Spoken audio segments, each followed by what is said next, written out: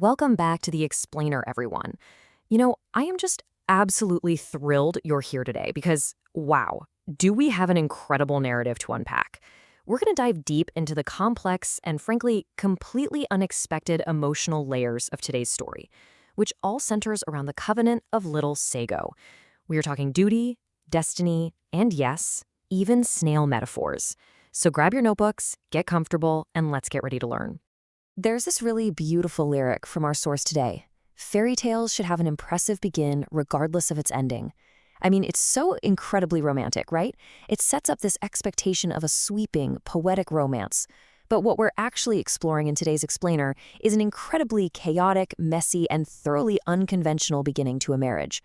It's a beginning that completely flips the traditional fairy tale script right on its head. All right, let's dive right into Act 1, A Captive and a Promise. Our story opens not with some romantic moonlight stroll, but with a massive kidnapping misunderstanding. Our protagonist, Xiyi, has literally been tied up by our other protagonist's family. And think about the sheer contrast we're dealing with here. On one hand, you have Jiaxin's pure childhood diary wish, to find a man who loves her like her father loved her mother and to be proposed to out on the moonlit ocean. But her actual reality? Well, she's pregnant, she's constantly apologizing for literally everything, and she is currently holding Xiyi, who happens to be a corporate heir, captive. And in the middle of all this total chaos, what does she do? She feeds him Huaniao Island's local specialty, these translucent, chewy crystal Sago zangzi to comfort him while he's tied up. It is just wonderfully absurd.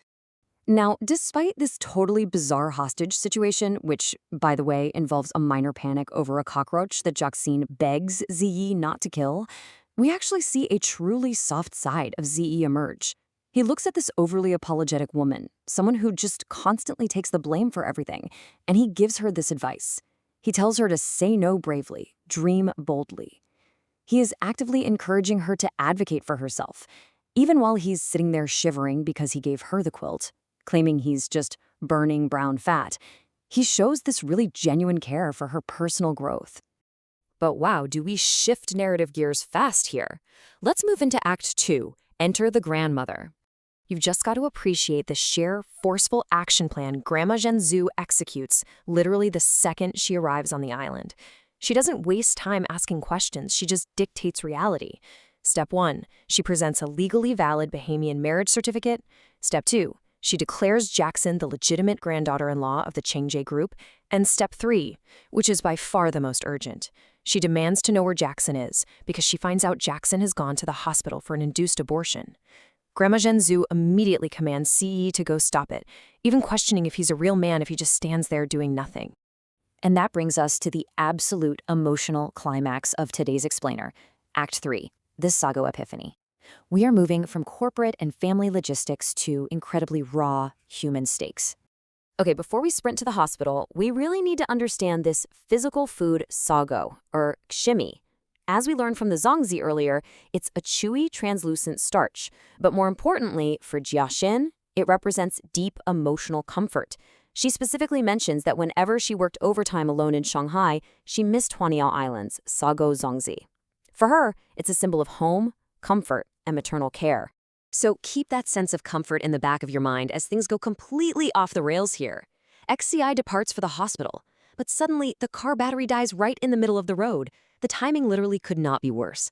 So what does Xiyi do? He sprints. He runs desperately all the way to the Huaniao branch of the hospital, navigating the corridors, and finally bursts right into the B-scan radiology room just as the doctor is questioning Jiaxin about her decision. I mean, the pacing here is frantic, it's desperate, it's a total race against time. And then, boom, everything just stops. The frantic running, the panic, the corporate chaos, it all reduces down to one single number, 1. The doctor points to the ultrasound and Xiyi hears this strong heartbeat. He looks at the screen and sees this single tiny baby. And you know how he describes it? He says it's the size of one tiny grain of sago. Staring right at that screen, Xiyi makes a definitive, absolutely life-altering choice. He tells Jiaxin, I want this child. I want our child to be born safely. This is the moment he fully embraces fatherhood. And because the baby is the size of a sago grain, and because of Grandma Zhenju's plump, round nature, they affectionately nickname the baby Little Xiyi, or Little Sago. So, with the crisis completely averted, the narrative pivots from that sterile hospital room back to the island community. Duty and tradition step right up to the plate as we enter Act 4, an unexpected island wedding. Guys, the sentimental weight of this impromptu wedding is just staggering. Take Jiaxin's vintage white tulle dress and custom gilded jewelry. These aren't just pretty items. Her father, an island man, went all the way to Shanghai to have this gold jewelry specially made, using up all his savings just so it could be passed down. He promised his wife he'd give her all his income, but tragically, a shipwreck took him away before he could fulfill those promises. That left Jiaxin's mother to raise her entirely alone. So this joyous day is actually deeply rooted in past sorrow. And then, of course, comes the impromptu island banquet orchestrated by Grandma Zhenju. Literally, the entire town is there. And in typical wedding fashion, the crowd starts demanding a kiss. They force Xiyi and Jiaxin to count to 10, refusing to let them separate. Now, as Xiyi is pressed into this kiss amidst this huge cheering crowd, you can actually see him mentally repeating to himself that he only loves his girlfriend Anna. This public kiss completely grounds Xiyi in his new, inescapable reality. It's a real marriage now. All right, that brings us to our final act. Act 5, Snails and Maternal Wisdom. As the wedding winds down, we see a massive clash of perspectives. This is where the cynical, calculating corporate world of Shanghai collides head-on with grounded, fiercely protective island wisdom. Assistant Anson corners Xiyi and delivers what I like to call the snail metaphor. Anson warns that while Jiaxin seems like a pure-minded nobody, she's actually like a meek little snail, and a snail's biggest trait, an incredibly high absorption capacity. Anson claims she won't let go of what she sticks to, that she'll slowly climb all the way to the top and eventually climb right over Xiyi's head. It shows you exactly how the wealthy class views this pregnancy, as a highly calculated, greedy trap. It's such a stunning juxtaposition. On one hand, Xiyi's entire world is suddenly consumed by paranoia and this ridiculous snail theory.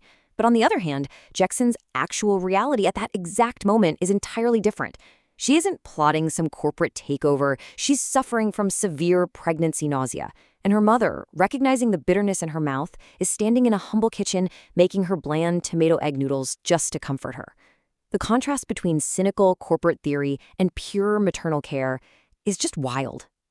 And as they're eating these noodles, Jiaxin has this massive, really heartbreaking emotional realization. She confesses that growing up, she was actually embarrassed by her mother's ferocity. She wished for a gentle mother. But her mother explains that as a fatherless widow, if she hadn't acted fiercely, people would have seen them as easy targets. She gladly endured being called a shrew just to defend her bullied daughter. Jiaxin finally truly understands that this ferocity was the ultimate act of protective maternal love. Let's see how this builds to our emotional crescendo. Jiaxin's mother gives her this incredibly powerful parting advice before she leaves for Shanghai. She tells her daughter, who has spent her whole life apologizing and humoring others, to just stop. Stop thinking for other people. Put yourself first. She tells her that a woman becomes stronger when she has children, and that now she must fight fiercely for little Xiyi's benefits to the very end.